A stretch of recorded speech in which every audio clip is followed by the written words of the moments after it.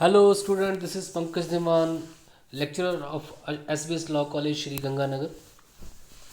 Today we are going to start our next topic, question number 4 of the family law first, which is the discuss the essentials of the valid Hindu marriage under the Hindu Marriage Act 1955.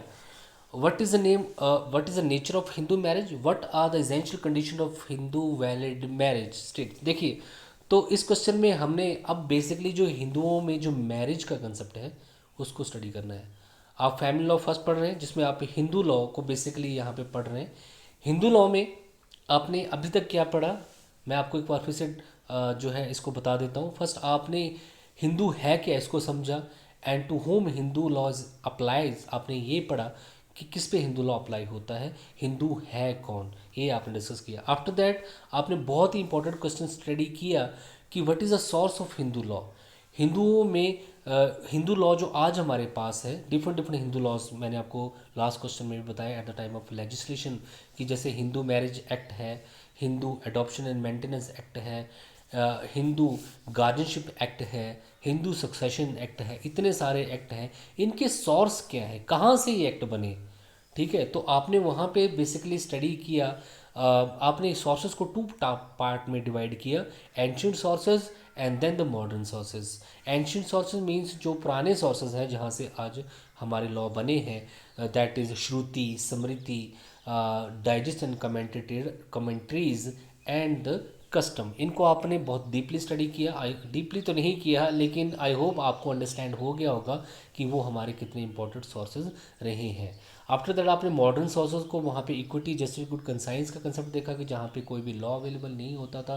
वेदों में, धर्मसाता, सूत्रों में, digest commentary में, मिताक्षर, दया भाव में कुछ नहीं लिखा होता। उस कंडीशन में जो जज होते हैं वो अपने दिमाग का यूज़ करते हैं और उसके दोनों पार्टी के साथ जस्टिस होना चाहिए, इक्वालिटी होनी चाहिए, उसके बेसिस पे कोई डिसीजन देते हैं और वही दिए हुए डिसीजन आगे चल के एक सोर्स ऑफ लॉ का रूप जो है ले लेते हैं। इस तरीके से आपने प्रेसिडेंट पढ़ा। प्रेसिडेंट कोर्ट्स के जो डिसीजन होते हैं वो भी एक लॉ ऑफ सोर्स का ही काम करते हैं, क्योंकि हमारे इंडिया में ये ट्रेडिशन रहा है कि सुप्रीम कोर्ट और हाई कोर्ट के जितने भी डिसीजन होंगे उनको जो है छोटी कोर्ट्स को फॉलो करना होगा जब भी उनके पास कोई सिमिलर मैटर आता है। तो अगर छोटी कोर्ट के पास कोई ऐसा मैटर आता है जिस पे ऑलरेडी जजमेंट जो है सुप्रीम कोर्ट और हाई कोर्ट कर चुके हैं, तो छोटी कोर्ट को वही डिसीजन देना होता है जो कि सुप्रीम कोर्ट और हाई कोर्ट ने दिया होता है।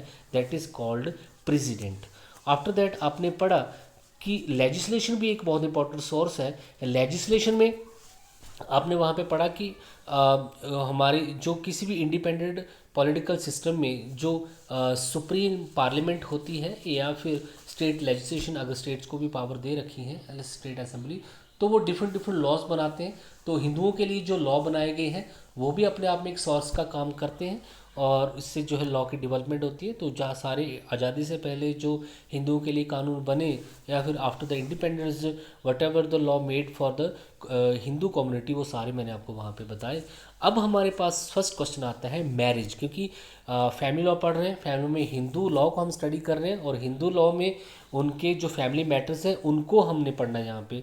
तो हिंदुओं का सबसे बड़ा फैमिली मैटर्स क्या है, मैरिज। तो जब भी मैरिज होगी तो हमें मैरिज ऐसे ही नहीं कर लेनी है, हमको हिंदू मैरिज एक्ट है, हिंदू मैरिज एक्ट 1955 के अंदर जो मैरिज की कंडीशंस और सेरेमनीज लिख रखी है हमने उनको फॉलो करना है। अगर हम उनको फॉलो नहीं करेंगे तो वहाँ पे सेक्शन 18 है, उसके पनिशमेंट भी वहाँ पे दी गई है। तो हिंदू लॉ पूरा कोडिफाइड हो चुका है, रिटन है, और अगर हम उसको फॉलो नहीं करते हैं तो वहाँ पे पनिशमेंट का भी प्रोविज़न है। तो यहाँ पे इसको अब हम क्वेश्चन को डिस्कस करते हैं। हम आज पढ़ रहे हैं marriage. Marriage in Hindu culture is considered to be a sacred ritual. हिंदुओं में शादी जो है एक पवित्र जो है रिवाज है जिसको हर एक हिंदू को निभाना ही पड़ता है। The relation of Hindu and relation of husband and wife is considered as made from the birth to birth. Husband और वाइफ का जो रिलेशन है हिंदुओं में, ये एक इतना लंबा, ये बर्थ टू बर्थ चलता है और फॉर एवर चलता ही रहता है, जिसको हम बोलते हैं ना 7 जन्मों का संबंध, वो यहाँ पे होता है। Once a person enter into a marriage he can not easily dissolve. तो अगर हिंदुओं में एक बार शादी हो जाती है तो उसको तोड़ना बड़ा मुश्किल हो सकता है, आगे आप पढ़ेंगे। After the both have to spend lives with, after शादी के बाद दोनों को अपनी लाइफ टुगेदर चलानी होती है। The reason that the character second half, इसलिए जो है हस्बैंड वाइफ को सेकेंड हाफ जो है बोला जाता है।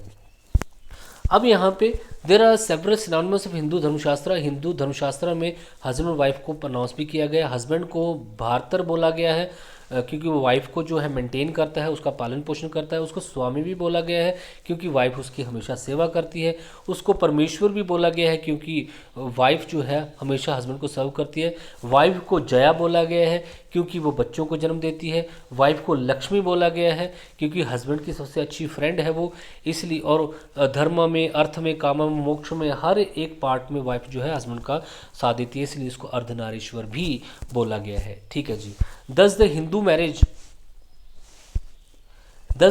is a sacred relationship as per the Dharmashastra. Every person required to marry. अब हिंदुओं में हर पर्सन को शादी करना जरूरी होता है धर्मशास्त्रों के अकॉर्ड। हिंदुओं में शादी का मेन पर्पस क्या है? बच्चों को जन्म देना, और दूसरा अपने फादर साहब के जितने भी जो ओल्ड एज में जितने भी रिचुअल्स हैं, जितने भी जो ड्यूटीज़ हैं उनको परफॉर्म। तो हिंदुओं में शादी इसलिए की जाती है ताकि प्रोक्रिएशन ऑफ द चाइल्ड हो सके, बच्चों को जन्म देने, स्पेशली सन। ओल्ड हिंदू लॉ में सन को इंपॉर्टेंस है कि अब तो इतना नहीं है, लेकिन ओल्ड हिंदू लॉ में सन को इंपॉर्टेंस, सन को ही जन्म देना है क्योंकि सन ही जो है अपने फादर की जितनी भी रिलीजियस और स्पिरिचुअल ड्यूटीज़ होंगी उनको निभाएगा। बट स्लाइट चेंजेस, अब चेंजेस आ गए हिंदू मैरिज एक्ट में। इन चीज़ों की इतनी जगह नहीं है क्योंकि मैंने आपको बताया कुछ कस्टम जो कि अकॉर्डिंग टू द टाइम ठीक नहीं है, हमने उनको लॉ नहीं बनाया। जो अकॉर्डिंग टू द टाइम ठीक है, आज मेल और फीमेल में फ़र्क नहीं है, तो वो चीज़ें जो है हिंदू लॉ में नहीं जोड़ी गई हैं। Certain condition has to be fulfilled valid marriage which gives a form of, देखो आप इनको एज ए फीचर भी लिख सकते हो। तो हम यहाँ पे ये देखेंगे कि हिंदू मैरिज में कुछ एग्रीमेंट के फीचर भी हैं, एक कॉन्ट्रैक्ट भी होता है। जैसे जब भी शादी होगी तो हस्बैंड और वाइफ की एज जो है 21 और 18 साल होनी चाहिए। लड़की की 18 साल, हस्बैंड लड़के की 21 साल। दोनों पार्टी साउंड माइंड होनी चाहिए। शादी को तोड़ने के कुछ प्रोविज़न वहाँ पे होने चाहिए। सप्तपदी परफॉर्म करने की जरूरत नहीं है। तो ये कुछ एग्रीमेंट हैं जो कि साथ साथ चलते हैं कॉन्ट्रैक्ट की तरह, कि उनकी कुछ कंडीशंस यहाँ पे बताई गई हैं। लेकिन ये है नया हिंदू लॉ। लेकिन पुराने हिंदू लॉ में कुछ कस्टम अभी भी हैं जो आज भी हम फॉलो करते हैं और हमारी शादी का हिस्सा रहे, चाहे उनको कानूनी मान्यता मिली है या नहीं मिली है, लेकिन हमारी शादी का हिस्सा है। Marriage of minor not being considered to be void और वॉइडेबल। बट जो माइनर शादी है उसको अभी भी वॉइड और वॉइडेबल नहीं माना गया है। हिंदुओं में आज भी माइनॉरिटी एज में माइनॉरिटी एज क्या होती है 18 से कम शादी होती है, तो उसको इनवैलिड नहीं माना जाता, वो शादी होती है। मैं आगे पढ़ाऊंगा आपको। Unsound mindness not being a ground of wide marriage. अगर कोई एक बंदा एक लड़का या लड़की उनमें से कोई एक पागल है तब भी शादी जो है वाइड नहीं होती। वाइड का मतलब होता है कि वो अनलॉफुल नहीं होती, इलीगल नहीं होती है। The law and procedure of dissolution of marriage being not simple. शादी को तोड़ने का, शादी को टालने का मतलब डाइवोर्स के जो प्रोसीजर है वो इतना सिंपल नहीं है। Where the Saptapadi is necessary, अगर सप्तपदी नेसेसरी है, 7 फेरे लेने जरूरी है, तो 7 फेरे भी होने चाहिए। कास्ट बेस्ड मैरिज होती हैं और रिकॉग्नाइज है इंडिया में, फिलहाल कानून में नहीं है लेकिन हमारी सोसाइटी में है। Marriage not allowed among the sapinda, और ना ही शादी जो है चाची ताऊ में और स्पिंडा रिलेशनशिप में होती है। तो ये सारे क्या हैं, हमारे हिंदू धर्म में जो शादी है उसके कुछ मेन फीचर्स हैं। 18 से 21 साल और 18 साल की एज होनी चाहिए, पार्टी साउंड माइंड होनी चाहिए, शादी को तोड़ने के भी कुछ प्रोविज़न होनी चाहिए, सप्तपदी परफॉर्म होनी चाहिए जहाँ पे ज़रूरी है। अनसाउंड माइंडनेस से जो माइनॉरिटी शादी भी होती हैं, ये सारी चीज़ें हैं। लेकिन हम कोडिफाइड हिंदू लॉ की बात करें तो कोडिफाइड हिंदू लॉ में कुछ पॉइंट्स की जगह नहीं है। अब कोडिफाइड हिंदू जो हमारे पास है वो कौन है? Hindu marriage act 1955। Hindu marriage act 1955 के सेक्शन 5 में कुछ कंडीशन जो है शादी की बता रखी है। हर एक हिंदू को उन कंडीशंस को फॉलो करना होता है। अगर वो इन कंडीशंस को फॉलो नहीं करेंगे तो शादी वैलिड नहीं मानी जाएगी, और जब शादी वैलिड नहीं होगी तो उसके कुछ रिजल्ट भी निकल सकते हैं। हस्बैंड वाइफ को जो है एक लीगल हस्बैंड वाइफ का दर्जा नहीं मिलेगा। जो उस शादी से बच्चे पैदा होंगे उनको लिजिटिमेट चाइल्ड का दर्जा नहीं मिलेगा, वो बच्चे नाजायज़ माने जाएंगे। हस्बैंड वाइफ के म्यूचुअल कोई भी एक दूसरे के राइट एंड ऑब्लिगेशन नहीं होंगे। ऑब्वियसली बात है, जब एक शादी होती है तो कुछ रिस्पॉन्सिबिलिटी हस्बैंड की होती है, कुछ रिस्पॉन्सिबिलिटी वाइफ को होती है, और उनको पूरी उम्र उनको निभाना होता है। लेकिन मैरिज ही अगर गलत है, एज पर द सेक्शन 5 नहीं है, तो फिर वो शादी वैलिड नहीं मानी जाएगी, उसके ये सारे रिजल्ट निकल सकते हैं। तो अब आपके पास आपने मैरिज की वैलिड कंडीशन बतानी है। मोस्ट इंपॉर्टेंट क्वेश्चन, बड़ी बार जो एग्जाम में पूछा जाता है कि हिंदुओं में शादी की वैलिड कंडीशंस क्या हैं। सेक्शन 5 में 5 कंडीशंस बताई गई हैं जो कि हिंदू जब मैरिज करेगा तो इन कंडीशन को फुलफिल करेगा। अगर वो इन कंडीशन को फुलफिल नहीं करता है तो मैरिज जो है वाइड मानी जाएगी, और वाइड मैरिज में कोई भी हस्बैंड वाइफ का स्टेटस नहीं होता है, बच्चे भी इलीगल माने जाते हैं, और वहाँ पे पनिशमेंट का भी प्रोविज़न है। तो अब हम इन कंडीशन को डिस्कस करेंगे। किस एक्ट में बताए गए हैं? हिंदू मैरिज एक्ट 1955 में बताए गए हैं। फर्स्ट कंडीशन क्या है? Either of the parties at the time of marriage shall not have a living husband और वाइफ। सबसे पहले जब आप शादी करेगी, कोई हिंदुओं में कोई शादी होगी, तो सबसे पहली कंडीशन क्या है कि जब शादी होगी तो किसी का भी लिविंग हस्बैंड और वाइफ होना चाहिए। It means eight the time of marriage both husband and wife should be single. किसी उस लड़का जो शादी करने वाला है उसकी पहले कहीं शादी ना हो, उसकी कोई पहले से वाइफ ना हो, और जो लड़की उस लड़के से शादी करने वाली है उस लड़के का पहले से भी कोई हस्बैंड ना हो। इट मीन्स वो दोनों सिंगल होने चाहिए eight the time of marriage. अगर वो eight the time of marriage single नहीं है तो फिर शादी वैलिड नहीं मानी जाएगी। तो ये फर्स्ट कंडीशन है सेक्शन 5 क्लॉज 1 की, कि at the time of marriage both party should be single. देखिए, where marriage of she was happened with disease, ये एग्जाम्पल दिया हुआ है। तो अगर कुछ ऐसी शादी हो जाती है तो वो देखिए सी के साथ शादी कर लेता है, लेकिन उसने संन्यास ले लिया, लेकिन संन्यास ले तो लिया और उसकी वाइफ ने कहीं और शादी कर ली, तो क्या वो शादी कर सकता था? नहीं कर सकता, क्योंकि संन्यास उसने लिया था, उसने शादी को तोड़ा नहीं था। ये आपको यहाँ पे बताया हुआ है। तो यहाँ पे एक जहाँ आपको बात याद रखनी है कि अब मैंने आपको यहाँ पे सिंगल बता दिया। ये भी पॉसिबल है कि उस लड़के की पहले शादी हो, कहीं पे हुई हो, या उस लड़की की पहले कहीं पे शादी हो, लेकिन वो स्टिल मैरिज कर सकते हैं। लेकिन दो कंडीशन यहाँ पे हो सकती हैं, या तो उस लड़के की जिस लड़की से शादी हुई थी, या उस लड़की की किसी लड़के से पहले शादी हुई थी, या तो उनका डाइवोर्स हो चुका हो, आपस में कानूनी तरीके से डाइवोर्स हो चुका हो। सेक्शन 13 जो है हिंदू मैरिज एक्ट का, वो डाइवोर्स की कंडीशन बताता है। उस कंडीशन के अकॉर्डिंग अगर उनका डाइवोर्स हो चुका हो, या फिर वो उस हस्बैंड की डेथ हो चुकी हो, या उस वाइफ की डेथ हो चुकी हो, तो शादी पहले हो सकती है। लेकिन अगर जो वन पार्टी थी, या तो उसकी डेथ होगी या उससे डाइवोर्स हो गया, तो इस कंडीशन में वो सिंगल ही माने जाएंगे और उनकी शादी हो सकती है। ये पहली कंडीशन है, ठीक है जी। सेकंड कंडीशन आपके पास ये है, तो एक चीज़ मैं आपको और बता दूं, लॉ टर्मिनोलॉजी में इस मैरिज को क्या बोला जाता है? मोनोगैमी। मोनोगैमी बोला जाता है। Monogamy means single husband single wife.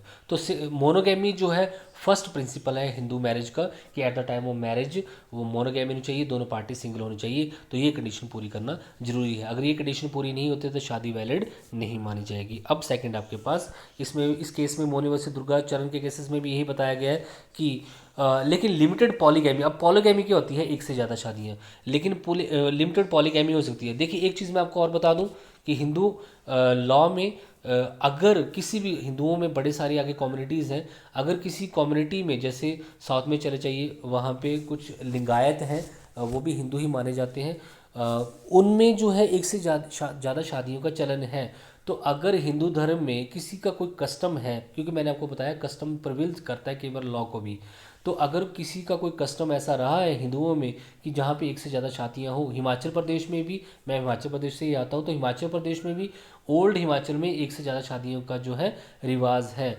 लेकिन वो आपका कस्टम जो है बहुत पुराना है, लॉन्ग टाइम से वही टेस्ट जो मैंने कस्टम को आपको बताया था, अगर वो है तो वहाँ पे 2 शादियाँ अलाउड हैं, तब फिर वो कंडीशन फर्स्ट जो है अप्लाई नहीं होगी। तो सिंपल सा रूल ये है कि हिंदुओं में सेक्शन 5 क्लॉज 1 यही बोलता है मोनोगैमी होनी चाहिए, eight the time of marriage both husband wife single होने चाहिए। लेकिन आपका कस्टम और आपका यूसेज आपको अलाउ करता है तो फिर आप सेकंड मैरिज कर सकते हैं। लेकिन मैंने आपको बता दिया कस्टम आपको अलाउ कर रहा है। ये नहीं है कि आप बोले कि ये मेरा कस्टम है, आपने 2 दिन पहले ही बनाया, नहीं। कस्टम एंशंट होना चाहिए, वो डेफिनेट होना चाहिए, लॉन्ग टाइम से पीसफुली यूज़ होना चाहिए, कोई डिस्प्यूट नहीं होना चाहिए, अगेंस्ट पब्लिक पॉलिसी नहीं होना चाहिए। जो आपने पढ़ा तभी वो एक कस्टम माना जाएगा, ऑब्वियस। ओके जी। अब सेकंड कंडीशन आपके पास क्या है? Either of the parties at the time of marriage shall not be unsound mind, affected और retarded of the mental development. Second condition ये है कि at the time of marriage both party जो हैं वो साउंड माइंड होनी चाहिए, उनका कोई मेंटल डिसऑर्डर नहीं होना चाहिए, उनकी वैलिड कंसेंट होनी चाहिए। तो अगर कंसेंट वैलिड नहीं है, हस्बैंड लड़का जो है लड़की से शादी करने के लिए तैयार हो और लड़की भी लड़के से शादी करने के लिए तैयार हो, तभी उनकी वैलिड कंसेंट मानी जाए। इसीलिए तो एक मेजॉरिटी एज रखी गई है 18 साल और 21 साल। 18 साल के बाद ही एक लड़की जो है एक कंसेंट दे सकती है और कानून की नज़र में वो कंसेंट ठीक है। अगर 18 साल के बाद लड़की बोलती है मैं इस लड़के से शादी करना चाहती हूँ और लड़का बोलता है मैं इसी लड़की के साथ शादी करना चाहती हूँ और लड़का वो लड़का 21 साल का है, तो ये कंसेंट वैलिड मानी जाएगी और दोनों शादी कर सकते हैं। लेकिन किसी एक की भी कंसेंट वहाँ पे नहीं होगी तो शादी वैलिड नहीं मानी जाएगी, शादी वहाँ पे वाइडेबल जब वाइड हो सकती है या इलीगल मैरिज वो हो सकती है। तो eight the time of marriage second condition यही है सेक्शन 5 क्लॉज 2 के अंदर कि at the time of marriage both party should B sound mind और उनका मेंटल लेवल ठीक होना चाहिए, कोई मेंटल डिसऑर्डर उनको नहीं होना चाहिए। तीसरी कंडीशन ये है male shall be of age of 21 year and female of the 18 year. तो तीसरी कंडीशन ये है कि जब भी हिंदू मैरिज होगी तो लड़की की ब्राइड ग्रूम की एज जो है वो 21 ईयर होनी चाहिए और ग्रूम की एज जो है 18 ईयर होनी चाहिए। अगर इनसे कम एज में शादी होती है तो ये कानूनी अपराध है और यहाँ पे पनिशमेंट भी हो सकती है। ठीक है जी, तो ये तीसरी कंडीशन है। Fourth condition unless both the parties are governed by their custom usage marriage shall not occur between the parties under degree of prohibited relationship. Prohibited relationship में शादी नहीं हो सकती है अगर अनटिल उनका कस्टम और यूसेज उनको अलाउ ना करता हो। तो अगर उनका कस्टम और यूसेज उनको अलाउ करता है तो फिर प्रोहिबिटेड रिलेशन में शादी हो सकती है, अदरवाइज नहीं हो सकती। अब ये प्रोहिबिटेड रिलेशनशिप क्या है, आप सोच रहे होंगे प्रोहिबिटेड रिलेशनशिप मीन्स कि जहाँ पे एक हिंदू मेल शादी नहीं कर सकता है। एक हिंदू कहाँ कहाँ शादी नहीं कर सकता, आप सोच रहे हैं वो अपने मामा की लड़की, अपनी मासी की लड़की, अपनी बुआ जी की लड़की, अपने कज़न रिलेशन में या अपने फादर साइड से मासी, फादर साइड से बुआ जी या उसकी लड़की कहीं पे भी आई एम सॉरी लेकिन ये हमारे कानून में लिखा हुआ है तो मैं आपको बता रहा हूँ कहीं पे भी शादी नहीं कर सकता है। ठीक है जी, तो लीनियर असेंडेड और लीनियर डिसेंडेड। असेंडेड मीन्स जो उनके पूर्वज होते हैं रियल ब्लड में, और डिसेंडेड मीन्स जो उनकी आने वाली जनरेशन होती है उसकी लड़की, लड़की की लड़की, लड़की की लड़की आगे कहीं पे भी एक हिंदू मैरिज हिंदू लड़का जो है शादी परफॉर्म नहीं कर सकता है। That is called prohibited degree. तो प्रोहिबिटेड डिग्री में भी शादी नहीं हो सकती unless custom usage will not there. लेकिन अगर उनका कस्टम और रिलीजन कस्टम और यूसेज उनको अलाउ करता है, जैसे साउथ इंडिया में लिंगायत एक कम्युनिटी है वो हिंदू ही है लेकिन वो अपने कज़न रिश्ते में शादी कर लेते हैं क्योंकि वो उनका कस्टम है और वो कस्टम वो लॉन्ग टाइम से फॉलो किया जा रहा है, जैसे मैंने आपको उस लेक्चर में बताया, तो फिर शादी हो सकती है। तो नॉर्थ इंडिया में लेकिन ऐसा कोई भी कल्चर नहीं है, यहाँ पे गोत्र को इंपॉर्टेंस दी जाती है और अगर यहाँ पे कोई ऐसी शादी होती है तो वो शादी क्या मानी जाएगी, वाइड मानी जाएगी, इलीगल मानी जाएगी, अनलॉफुल मानी जाएगी। लास्ट आपके पास है स्पिंडर रिलेशनशिप।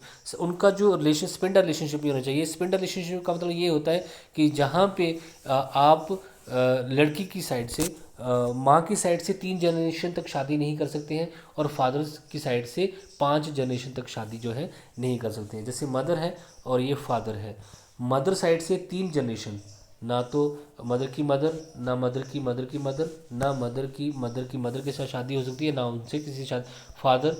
फादर की साइड से दादा की साइड से कहीं पे भी नहीं, फादर की साइड से 5 जनरेशन तक कहीं पे भी शादी आप नहीं कर सकते हैं। इसको बोला जाता है स्पिंडर रिलेशनशिप। ठीक है जी, तो केस आपके पास सुरेंद्र भाटिया वर्सेस पूनम भाटिया AR 2006 का केस। It has been held by the Rajasthan high court ने बहुत इंपॉर्टेंट जजमेंट दी।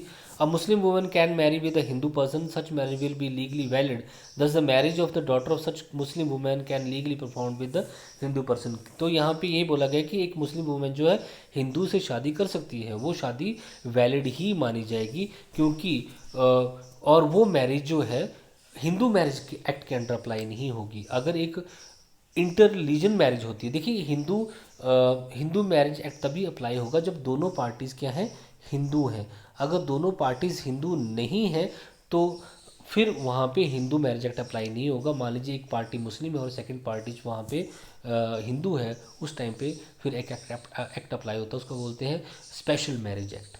स्पेशल स्पेशल मैरिज एक्ट 1954 है, वो एक्ट अप्लाई होता है। तो ये आपको याद रखना है कि अगर इंटर रिलीजन मैरिज हो रही है तो कौन सा एक्ट अप्लाई होगा, Hindu special marriage act apply होगा। उस एक्ट की अपनी कंडीशन है जो फुलफिल करनी होती हैं। तो यस ऑफ कोर्स एक मुस्लिम हिंदू से शादी कर सकता है या कि हिंदू मुस्लिम से शादी कर सकता है, लेकिन एक्ट जो है स्पेशल मैरिज एक्ट अप्लाई होगा। अब सेक्शन 7 जो है यहाँ पे, अब सेक्शन 7 जो है यहाँ पे आपको एक और कंडीशन की बात करता है। Act also mention another condition for the valid marriage. According to it, marriage is required to be solemnized according to the customary tradition and rituals where Saptapadi is necessary, it is required to be performed compulsory। बहुत important. Surjit Kaur वसी गर्जा सिंह के cases में भी यही बोला गया। Section 7 आपको ये बताता है कि अगर कोई भी मैरिज हिंदुओं में होता है तो आपको कोई ना कोई सेरेमनी परफॉर्म करना जरूरी है। Without ceremony performing ceremony a marriage can not be held valid.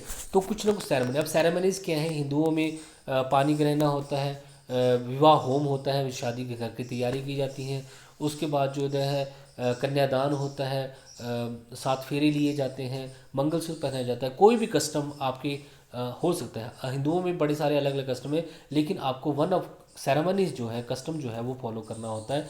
Without following the ceremonies Hindu marriage can not be held valid. तो कोई ना कोई आपको सेरेमनी परफॉर्म करनी है, कोई जरूरी नहीं आपको सारी सेरेमनी परफॉर्म करनी है, वन ऑफ दिस देम एक सेरेमनी आपको परफॉर्म करनी है। यही जो है सुरजीत कौर बसी गर्जा सिंह के केसेस में भी बोला गया। अब सेक्शन 8 आपके पास, सेक्शन 8 आपको बताता है कि रजिस्ट्रेशन ऑफ मैरिज। तो but it is not necessary दो द आंगनवाड़ी किसी में कॉन्टेंट उसमें रजिस्ट्रेशन ऑफ हिंदू मैरिज। तो हिंदू मैरिज एक्ट के अकॉर्डिंग सेक्शन 8 ये बोलता है कि कोई भी हिंदू मैरिज होती है तो उसकी रजिस्ट्रेशन करवाना जरूरी है। अगर आप मैरिज की रजिस्ट्रेशन जो है म्यूनसिपल कमेटी के पास या ग्राम पंचायत की जो पंचायत होती है वहाँ पे नहीं कराते हैं तो मैरिज जो है वैलिड नहीं मानी जाएगी। तो मैरिज के रजिस्ट्रेशन कराना जो है सेक्शन 8 में कंपलसरी है। ठीक है जी, ये सारी चीज़ें हैं तो आप इनको ध्यान में रखिएगा, बहुत इंपॉर्टेंट चीज़ है। तो मैंने आपको ये बताया कि हिंदू मैरिज में वैलिड कंडीशन की बात आपने यहाँ पे की। Section 5 of Hindu marriage act 5 condition जो आपको बताता है जो एट द टाइम आपको पूरी करनी है। सबसे पहले मोनोगेमी होनी चाहिए, means eight the time of marriage both party should be single. Second condition ये है कि पार्टी जो है eight the time of marriage sound mind होनी चाहिए, उनकी फ्री कंसेंट होनी चाहिए, कोई मेंटल डिसऑर्डर नहीं होना चाहिए। थर्ड कंडीशन आपने पढ़ा कि लड़का और लड़की की, ब्राइड ग्रूम और ग्रूम की एज जो है रिस्पेक्ट 18 और 21 रिस्पेक्टिवली होनी चाहिए। फोर्थ कंडीशन आपने पढ़ा कि प्रोहिबिटेड डिग्री में वो शादी नहीं होनी चाहिए, कहीं पे भी ब्लड रिलेशनशिप में शादी ना हुई हो। 5वां स्पेंडर रिलेशनशिप में शादी ना हो। Up to 3 generation from the mother side and 5 generation from the father side शादी नहीं हो सकती है। ये 5 कंडीशन फॉलो करनी होती है जब भी कोई हिंदू मैरिज। ये आपके लिए अभी इसलिए भी इंपॉर्टेंट है, जब आप कोर्ट में जाएंगे तो आप बहुत सारी शादियाँ करवाएंगे और अगर बोथ पार्टी हिंदू हैं तो फिर आपको हिंदू मैरिज एक्ट के अकॉर्डिंग ही शादी करवानी है। सेक्शन 7 आपको बताता है कि वन ऑफ द सेरेमनी भी परफॉर्म करना जरूरी है। विदाउट सेरेमनी शादी marriage can not be held valid. Section 8 आपको ये बताता है कि at the time of after the marriage should be registered to in the municipal corporation और पंचायत। कहीं पे भी जो भी मैरिज रजिस्टर आपके पास अवेलेबल है उस पर आपको शादी को रजिस्टर कराना जरूरी है। अब देखिए आपके पास देखना है आपको कि इफ़ेक्ट क्या होता है वायलेट। अगर आप इन कंडीशन को वायलेट करते हैं, तोड़ते हैं, तो उस कंडीशन में क्या इम्पेक्ट पड़ेगा। अगर आपने इन 5 कंडीशन में से किसी को तोड़ा तो फिर उस शादी पे क्या इफेक्ट आएगा। मैंने पहले बताया कि अगर आप 5 कंडीशन को ब्रीच करते हो तो कंडीशन, हर एक कंडीशन की अपनी अपनी जो है अलग स्टेटस रहेगा। तो आप जो कंडीशन तोड़ेंगे उस हिसाब से उसका रिजल्ट आएगा। तो सबसे पहले, if the condition of valid marriage are violated then it shall be following effect. The marriage shall be void if the conditions are violated under following condition. तो ये जो नीचे 3 कंडीशन बताई गई हैं, अगर आप इनमें से किसी भी कंडीशन को ब्रीच करते हो तो शादी टोटली क्या होगी, वॉइड होगी। वॉइड का मतलब क्या होता है, इनवैलिड होगी, कानून में उसको कोई भी मान्यता नहीं मिलेगी। Husband wife legally husband wife नहीं होंगे, उनके बच्चों को भी लीगल स्टेटस नहीं मिलेगा। तो उस शादी को हम क्या बोलेंगे, वॉइड मैरिज बोलेंगे। कौन कौन सी कंडीशन है जहाँ पे शादी वॉइड हो जाएगी। When at the time of marriage there is living husband और वाइफ और एनी पार्टी।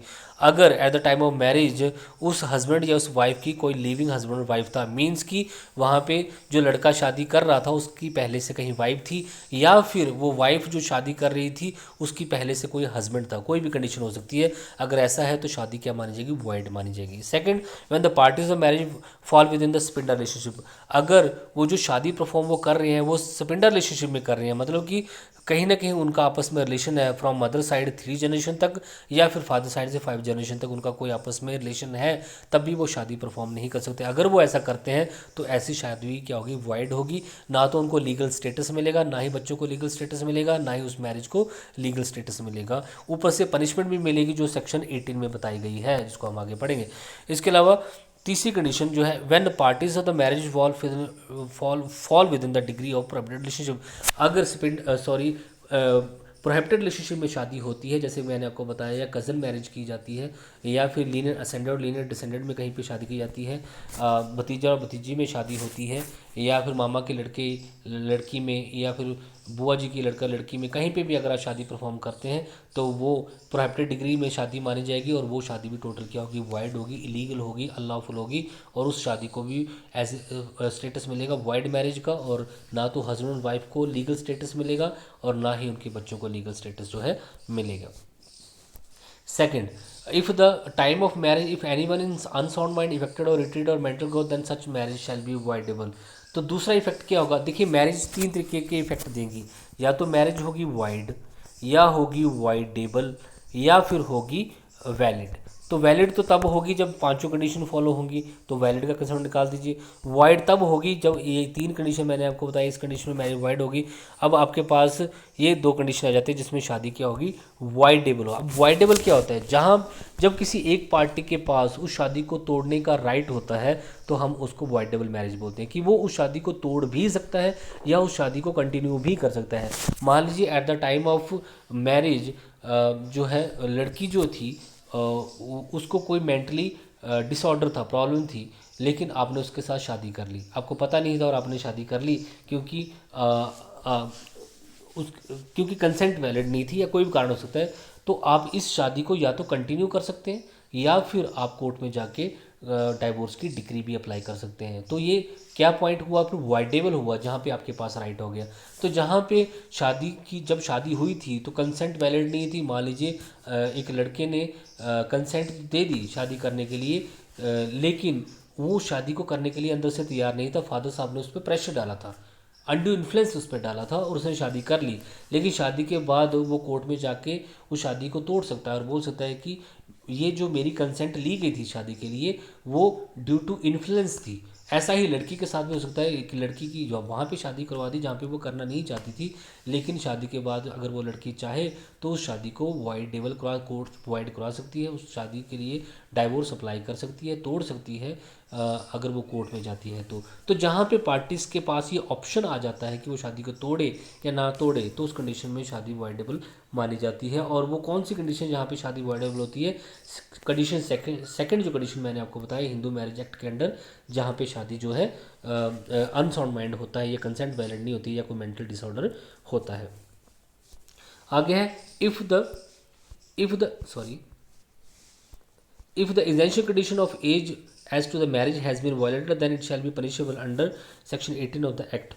और अगर एक कंडीशन और थी जहाँ पे 18 साल अगर 18 और 21 साल वाली कंडीशन को तोड़ा जाता है तो उस कंडीशन में शादी ना तो वाइडेबल होगी ना वाइड होगी, उसमें तो सीधी सज़ा का ही प्रोविज़न है।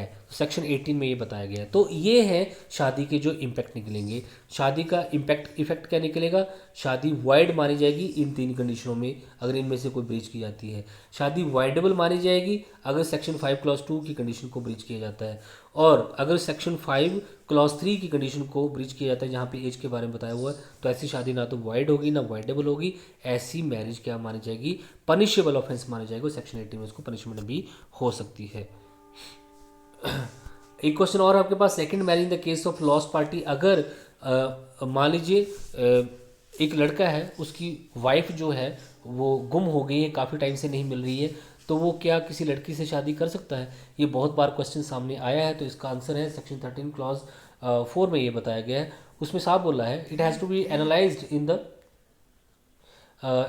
in this respect it provides that if nothing has been heard about the living or non-living of any party to the marriage during the period of 7 year, अगर 7 साल तक वो लड़की नहीं मिली है, वो वाइफ नहीं मिली है, तो उसके बाद लड़का जो है सेकंड मैरिज परफॉर्म कर सकता है। तो अगर लड़की लॉस्ट पार्टी है ना, तो मैंने आपको एग्जांपल दिया कि लड़का चाहता है सेकंड मैरिज करना और उसकी जो वाइफ है वो गुम हो चुकी है, इसलिए वो सेकंड मैरिज करना चाहता है, तो उसको ये प्रूव करना होगा कि वो 7 साल तक नहीं मिली है। अगर वो 7 साल तक नहीं मिली है तो कोर्ट भी उसको सिविल डेथ मान लेता है, उसको मरा हुआ मान लेता है, उसको सेकंड मैरिज की परमिशन मिल सकती है। लेकिन कंडीशन क्या है? 7 ईयर, 7 ईयर कंप्लीट होनी चाहिए। 7 ईयर कैसे कैलकुलेट किए जाएंगे? आपने जब लड़की और वाइफ जो है गुम हुई होगी तो आपने कोर्ट में एफआईआर दर्ज करवाई होगी, एफआईआर की डेट के हिसाब से आपके 7 ईयर कैलकुलेट किए जाते हैं। आफ्टर द 7 ईयर आप कोर्ट में जा सकते हैं, कोर्ट के थ्रू उस वाइफ से डाइवोर्स ले सकते हैं। हालांकि वो वहाँ पे नहीं है, वो तो गुम है, लेकिन कोर्ट आपको परमिट कर देगी, आप सेकंड मैरिज जो है कर सकते हैं। आई होप आपको ये कंसेप्ट समझ में आएगा। Thank you so much, have a nice day.